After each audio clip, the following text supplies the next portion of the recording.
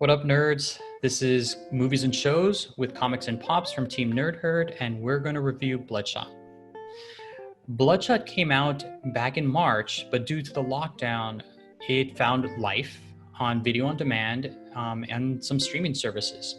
So you could pay the extra $30 or maybe it was $20 to watch it. But I decided to wait until it was available on the premium channels, which is available now in Stars. And I'm glad I waited. I found this movie to be lacking in a lot of areas. Story was very, very predictable. You know, the good guy's going to win. I didn't feel like he was in a lot of danger, and not only because Vin Diesel's character is essentially immortal. Any kind of wound he would get would automatically heal. So I didn't feel like his life really meant anything if he were to survive or not. Also, there was a lack of chemistry that I felt between all of the characters.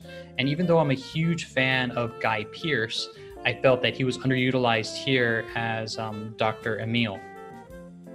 But I did like only one action scene, and it had to do with the chase with the motorcycle, only because it provided kind of like a bird's eye perspective. And it's something I've never seen before, which is only the reason why I kind of enjoyed it. I was like, oh, this is different.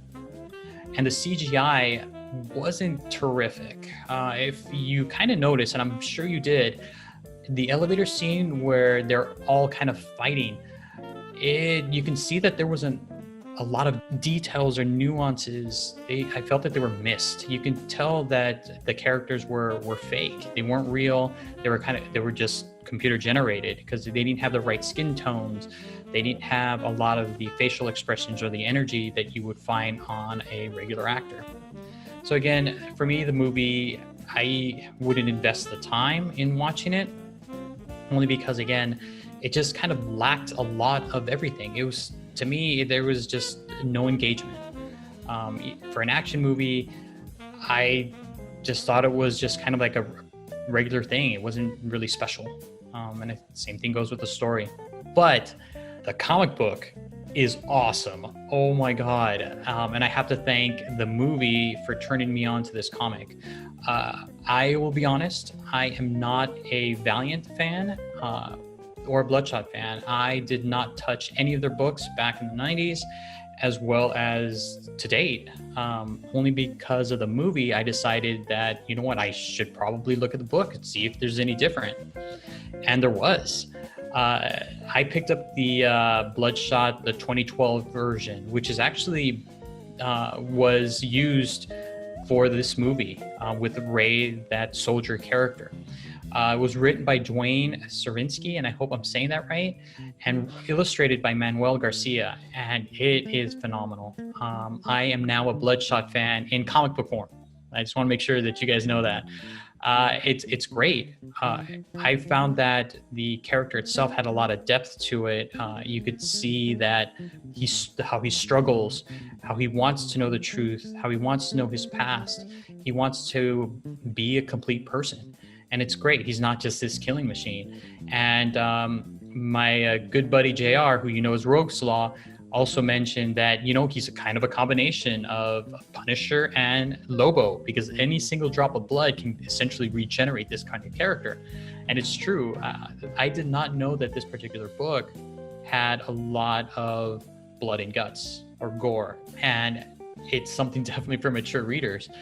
But I enjoyed it. I thought it really didn't detract or take away from the story or the art, but kind of added to it, because you know that this character is essentially indestructible. And I like how the army tried to use EMPs to stop him and throw these different things. I mean, it's great. And then you have Ray's character going through not only trying to find himself, but also going to war and also protecting children. It's great. You need to pick it up to know more about all of that stuff. And you can probably pick it up in your LCS, in bins, or even in dollar bins, or you can pick it up online. It's definitely worth the read. I can't say enough really about the story and the art for this book. I'm definitely a fan, and will now going forward be picking this book. It will definitely be on my pull list. And again, I can thank the movie for it. And if that's what the objective was, then hey, you got me. but it was, but if it wasn't, it was trying to make a shared universe. I believe that the movie failed in that. But again, there's our rumors that Harbinger will be coming out. So we'll see. We'll see what happens. And it can be the dud, Bloodshot. It can be the dud of that particular universe, but it's going to make it difficult again because there's no investment. We need to have characters that we love or that we care about in order to want to watch them a second time or a third time. So that's what I have for my reviews. Don't forget, let me know what you think. Go ahead and leave a comment. I would love to hear from you. All right. If you want to do it right, watch what you like.